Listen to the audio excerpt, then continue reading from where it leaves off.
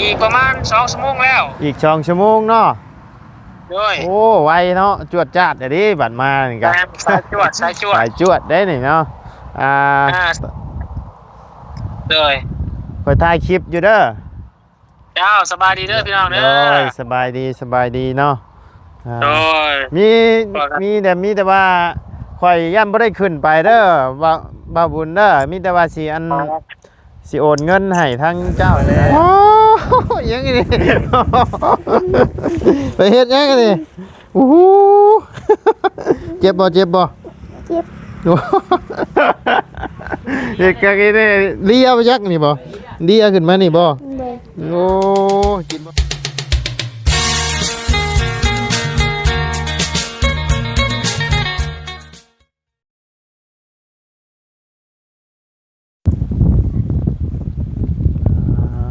โธ่เนาะพี่น้องมาบัดนี้แล้วเพื่อนน้องบุญทวีนี่สร้างเพิ่นอยู่บ่นี่เนาะบ่แม่นสร้างเมื่อล่ะบ่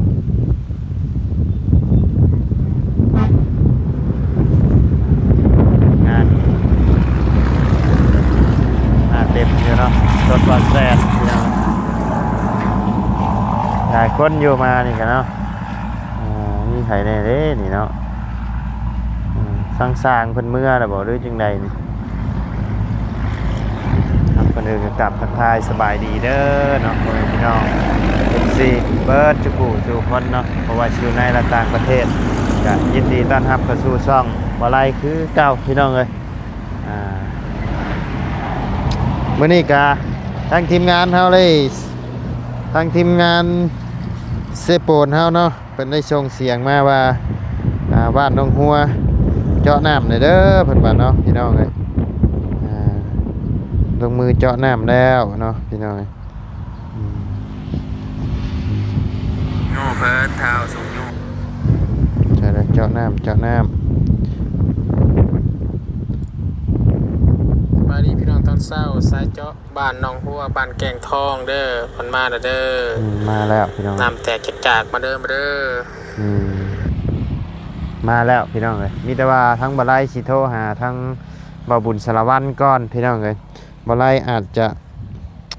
บ่ได้ขึ้นไปเนาะพี่น้องเลยเพราะว่าทั้งยากทั้งนี้อีกมื้อ2มื้อพุ่นแหละเนาะพี่น้องเลยจึงสิเดินทางขึ้นไปเนาะลงมาแบบกระทันหันเลยบ่ไลกับวานชื่นนี่พี่น้องเลยเอารถขึ้นท้ายรถบ่บุญแล้วก็เหยียบเลยเนาะพี่น้องเลยนี่แต่สิโทรหาทั้งบ่บุญสารวัตรเพิ่นแล้วก็สิได้โอนเงินส่วนงบทั้งบ่ไลนี่แหละให้ทั้งบ่บุญเพิ่นเป็นสะพานบุญต่อเนาะพี่น้องเลยเพราะว่าบ่ไลก็อยากอยู่พี่น้องเลยแต่ว่ามันโอ้จักสิว่าจังไดเนาะทางนี้ก็ครอบครัวพี่น้องเลยแม่เฒ่าเพิ่นบ่สบายเนาะก็เลยลงมาก่อนเนาะเดี๋ยวโทรหาทางบ่บุญเพิ่นก่อนพี่น้องเอ้ยโทรหาบ่บุญสารวัตรกัน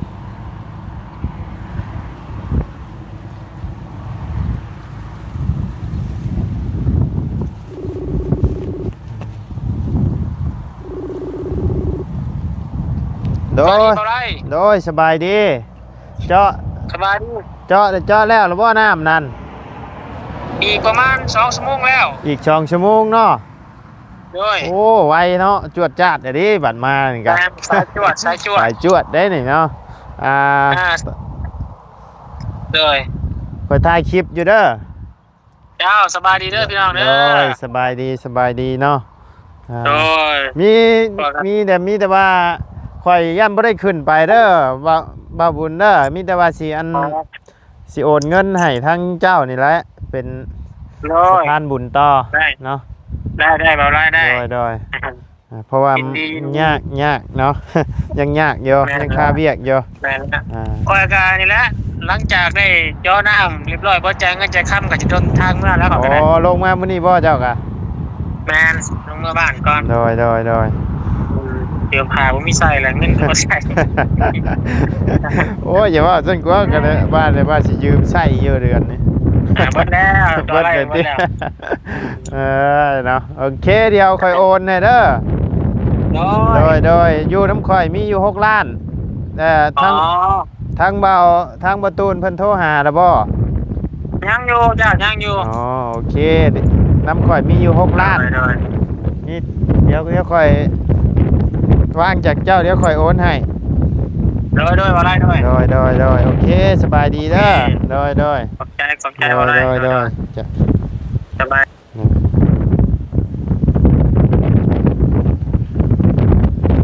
มีแต่ว่าสิส่งให้ทั้งบ่บุญเพิ่นเป็นสะพานบุญต่อเนาะพี่น้องเอ้ยเดี๋ยวก็สิส่งชื่อพ่อเพิ่นนํเนาะส่งชื่อผู้ที่อันผู้ใหญ่เพิ่นนำแหละเนาะพี่น้องเอ้ยสารหารเฟซพ่อแล้วก่อนพี่น้องเอ้ย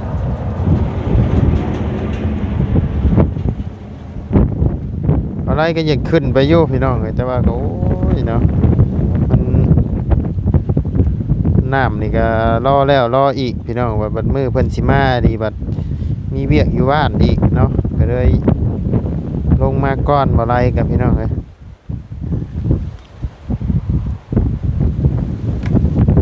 เมียก็บ่สบายพาเมียไปหาหมออีกนี่พี่น้องเอ้ยทั้งแม่เฒ่าทั้งเมียโอ้ยเนาะว่ะนี่แหละพี่น้องเอ้ยซื้อพ่อเพิ่นก็พ่อพอดเดิงสีชมพูเนาะแล้วก็แม่มาเมดีแจ่มสีชมพูเนาะแล้วก็คำพุดสีชมพูแล้วก็พองสมุทรซ่าสีชมพูแล้วก็ยังอุดฮะถีบสีชมพูเนาะแก้วตาสีชมพูสีวิไลสีชมพูแล้วก็นางแจ่มสุมุนทาเนาะพี่น้องเอ้ยผู้ใหญ่ใจดีที่เพิ่นสมทบเงินมาเฮ็ดห้องน้ำให้ทั้ง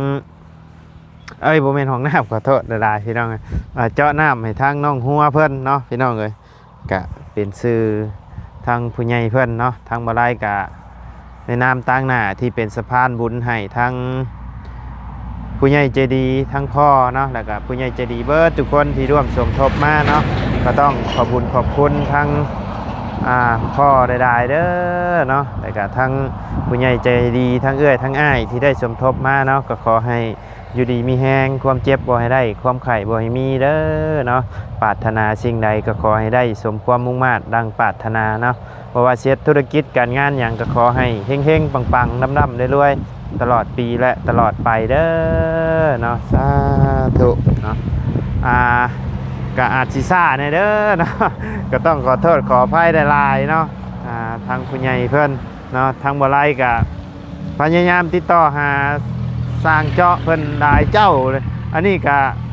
ติดต่อมาเจ้าใหม่อีกได้นี่พี่น้องเอ้ยจังไรนะเนาะเจ้าที่ว่า18ล้านนะบ่เพิ่นยังบ่ว่างเนาะก็เลยเอาเจ้าตัว19ล้านตัว20ล้านนะก็บ่ว่างได้19ล้านพี่น้องเอ้ยแต่ว่าได้ยินทางไอ้สร้างเจาะเพิ่นว่าเพิ่นทางเอื้อยทางเจ้อารมณ์ดีหรือว่าเอื้อยอารมณ์ดีเฮานี่แหละเพิ่นได้บอกว่าอันทางทีมงานเฮานี่เป็นผู้ซอยเดือเนาะแล้วก็ทางอ้ายเพิ่นว่าทางอ้ายสร้างเจาะเพิ่นว่าเดี๋ยวถามทางลูกก่อนบางทีก็สิร่วมทำบุญนำเนาะพี่น้องเอ้ยเดี๋ยวรอติดตามเบิ่งทั้งช่องเบาบุญสารวัตรแล้วก็ช่องลุงเฮิมเบาจันจานลาวบ่เพิ่งอยู่พุ่นแหละเนาะพี่น้องเอ้ยเรื่องเจาะน้ำเจาะในเนาะพี่น้องเอ้ยทางบ่ไล่ก็อาจจะบ่ได้เดินทางขึ้นก็งานก็โดนเติบแล้วงบมาล้นแล้วพี่น้องเอ้ยทั้งพอเพิ่นได้ฝากเงินฝากคำมาก็โอ้ก็ซ่าแน่เด้อเนาะขอโทษขออภัยหลายๆพี่น้องเอ้ย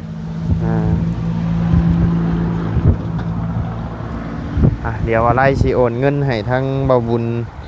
สารวัตรก่อนเนาะพี่น้องเอ้ย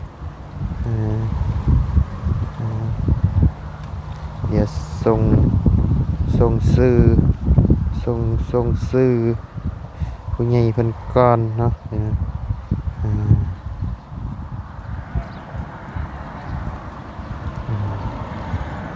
โดยนี่เด้อบบุญซื้อผู้ใหญ่ที่เพิ่นร่วมสมทบเจาะน้ำของน้องหัวครั้งนี้เนาะ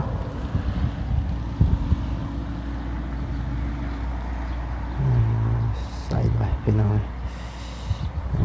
ซื้อ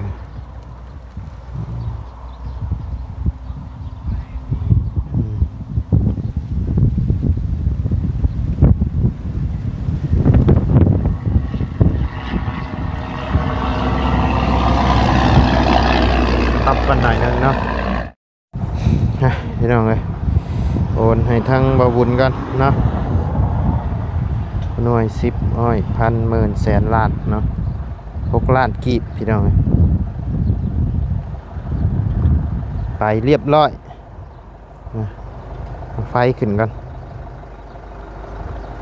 เห็นปะ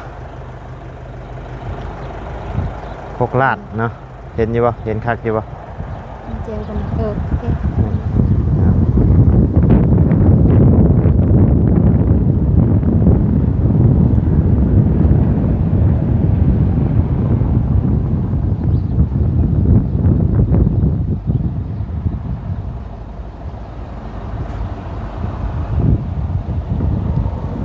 เรียบร้อยไปแล้วพี่น้องเลยส่งให้บบุญกัน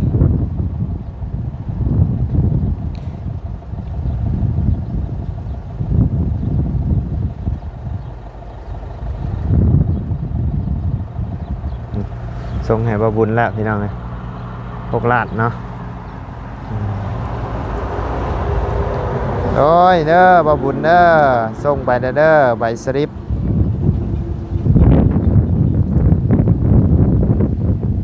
เบาหย่องเลยพี่น้อง ไปเดี๋ยวพี่น้องเดี๋ยวเข้าไปหาทั้งน้องเพิ่นก่อนเนาะเข้าไปหาทั้งน้องเพิ่นก่อนสร้างเมื่อเดี๋ยวบ่สร้างนี่เนาะ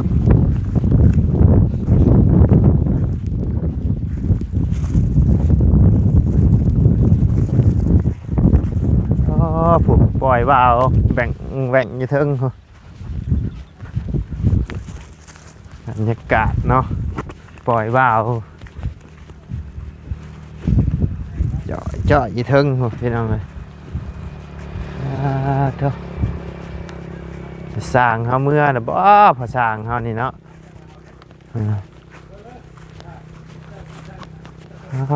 เถอะ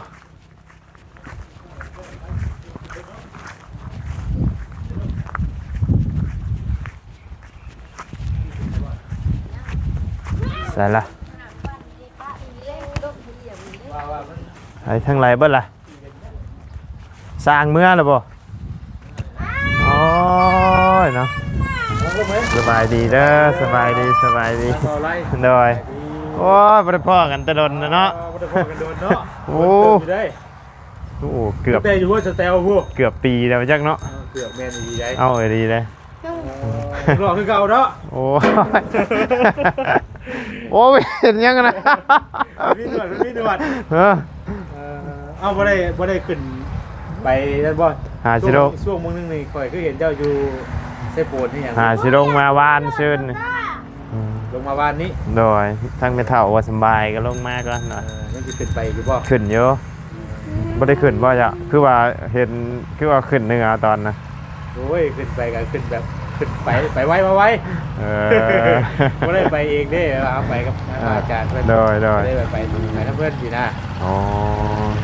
เพราะวันนี้มีแต่กล้องมานำเนาะแม่นมีแต่กล้องมานำอันพามาบัตรมาทำบุญก็เลยกายมานี่เลยปะใช่ทางพอช้างเพิ่นเมื่อนะโบเมื่อแล้วโอ้ยเนาะคืนนี้ลบแล้วโดยสบายดีนะโอ้ยยังไงนี่ไปเฮ็ดยังไงนี่โอ้โหเจ็บบ่เจ็บเด็กกันนี่เลี้ยไปยักนี่บ่เลี้ยขึ้นมานี่บ่โอ้กินบ่น้ำข้าวนี่เอากินเอาให้อ้ายขวดนึงน้องบุญศรีเลย เพิ่นยังสิมาอยู่บ่นี่นะ ตัวเพิ่นสิมาบ่ บ่ มา มันก็บอกกันนะ อ๋อยังสิก่ออีกบ่ห้องนี่กะอ๋อโอ้ ไป มี เลยเพิ่นจะ มีงบมาแล้วเนาะอืมช่างบ่อยู่ก็ค่อยได้สิกินมันอืม ที่จะว่าให้ทางบ่ไล่มีกับน้องมันก่อนเนาะ หน่อย วิ่งวิ่ง หนาวบ่หนาวบ่ น้ำพุ หืมนั่งกันมาเลยโอ้เอ็ดนะได้เห็นซบแตกคักแท้บ่ น่าตื่นมาก็เห็นเลย ตื่นมาก็เห็นเลย ด้วย โอ้ เอื่อยน้ำเจ้าเลยเจ้าไปเลียมันวะเจ้าจะเลียมันไหมเจ้าหาเนี่ยมาทาใช่เด้อ ก็เห็นอยู่ ที่ชอบแตกก็มาแตกทั้งเครื่อง เอาไอ้ขี้ไก่นวดทาใช่ฮะ เอาอันนี้ได้ทาใช่ แดง ฮะ แดง มันบดแดง เขาจะเอา ฮะ เข้าน้ำถามเขาทานแดงมือเว้น ทาแดงอย่ามันให้ทาให้มันเศร้านี่เอาทาโลด แห้งไปเลย เดียขักเดียนี่เนาะชบจนแตก จานดี เฮ็ดยังกินนะ นะ เฮ็ดยังกิน แห้งเลย ฮะ ปิ้งสิ้นแห้ง ปิ้งชิ้นแห้ง ปิ้ง ท่าใช่ละลายท่าขึ้นมาเทิงพี่ยับเชตี้มองนี่โอ้ยเนาะ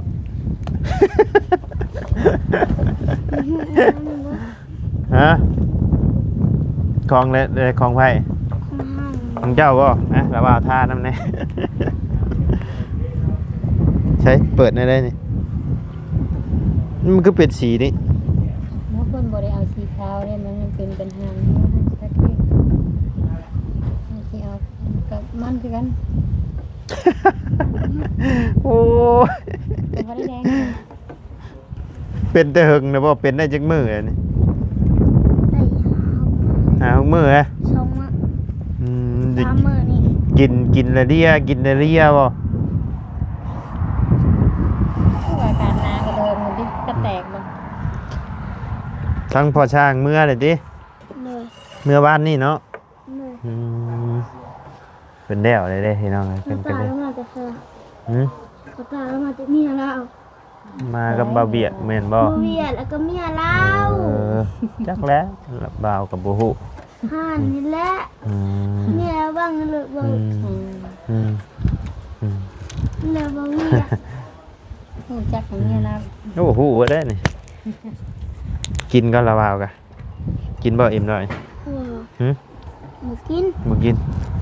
เกี่ยวกับเนี่ยกับผู้ช มัน าย ก็เป็นสีนี่บัดนี้ เอาเบิ่งดูมันมีเลขหนึ่งและเลขสอง นี่เด็กช่อง ไม่เดือดเรื่องอะไร ส ยั อง ง ฮะ เลข ฮะ เลขหนึ่งเลยสิได้เงิน5,000 เลขหนึ่งได้เงิน5,000โอ้เว้าไปเลย เลขหนึ่งได้ เลขสอง แจมาดู เลขหนึ่งในของพามันจังถึงนะ อืม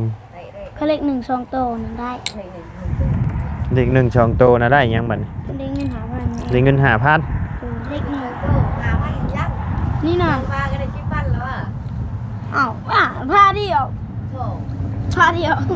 พ่อว่าที่เด็กหนึ่งสองโตก็ได้5,000ได้สิว่า หอซิกยังได้เลขอันหนึ่ง5,000 มีแหละแต่มีแต่เด็กหนึ่งก็ได้บ่เว้าไปเลยแม่นบ่ว่าแซนเพิ่นว่าคันพาเอ็มร้อยนี่มีเด็กหนึ่งอยู่นี่ได้ แค่เลขหนึ่งมันดังเลขสองนั่น มีได้เด็กหนึ่งนี่นะ มันมี หนึ่งหาชูนนี่ มันมีอีกเลข มีตัวใดอีก มันบังตัวเลขสองเนี่ย เคยเห็นแต่ฟรีหนึ่งแก้วหั่นแหละ อันนี้นะ แม่น กดไปเลย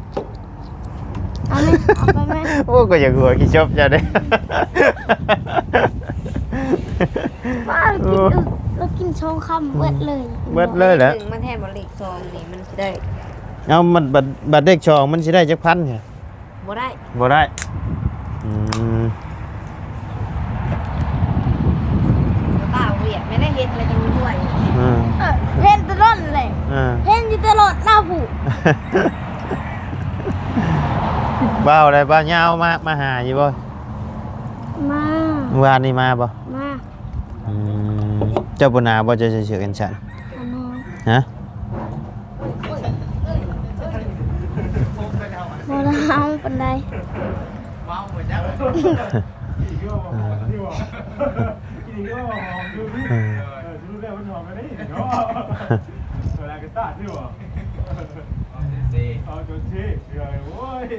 กินหมูกระทะเด้อยได้เดี๋ยวนี้เนาะ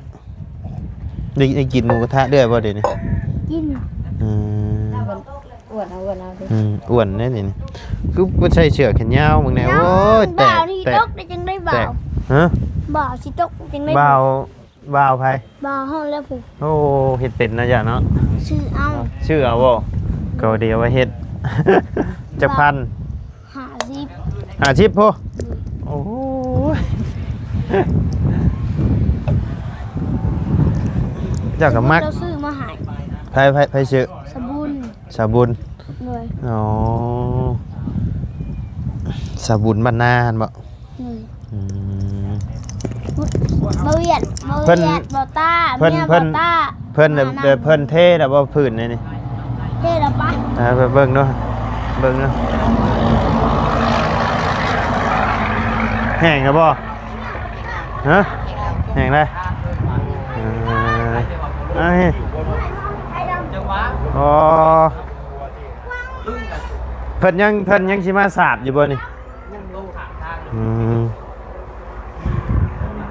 แห้งแล้วเนาะเอาได้บ่อืมร้อยพี่น้องมันแห้งไงเด้ บุกเลย ใช่ยังบ่แห้งมาจักเพิ่นเทวานนี่บ่ เด่นว่ะว่า ฮะ อีดิบุกเลย ไผเหยียบ เท่าแรกเขามาใครประตูบุกเอียบ อืมแห้งแล้ว แต่เมื่อวานตอนจะโมงวะ จะมาตัวหมูนะ อืมแห้งมาแล้ว ตอน2 โมง 3 โมงนี่แหละเราเท เราเทได้แล้วเราก็เมื่อ Ừ. ว่าเลยที่ไหนนอนเรือนใหม่ เขาไม่น้องจะได้อีก ตัวนั้นห้องอ้ายบ่ตัวนี้ห้องยาวนอนคนละห้องเลยใช้กินในถึกทางนี่กว่ากินกับบ่ถึกทางโอ้ยเนาะ เหยียบคันโดดเหยียบมันจะเป็นห่วง อืม นอนดีกว่าปะเห็นไหมว่าเหยียบขึ้นเรื่องก็ได้ อืมเด็กเด็กยังออกมานี่ มันมีเลข ฮะ มันมีเลข บ่ฮู้บ่ หนึ่ง อย่าว่าฮู้จักนาทีนะฮะอืมโอเคสัปปะพี่น้องเอ้ยทางบ่ไลก็สิได้ขอจบคลิปปิดคลิปลงไปเพียงสำนี้ก่อนไปสบายดีเด้อน้องสายฟ้าเด้อ สวัสดี โดยไปพี่น้องเอ้ยโอเคชะเนาะทางบ่ไลก็สิได้เดินทางกลับก่อนพี่น้องโอ้งามเนาะอ่ะก่อนอื่นก็ต้องขอบคุณพ่อแม่พี่น้องและ FC เบิร์ดจุกสุคนเนาะที่เข้ามาติดตามนะครับชมทางช่องบ่ไลเนาะสำหรับคลิปนี้ลำลาแล้วพี่น้องสบายดีเด้อเนาะ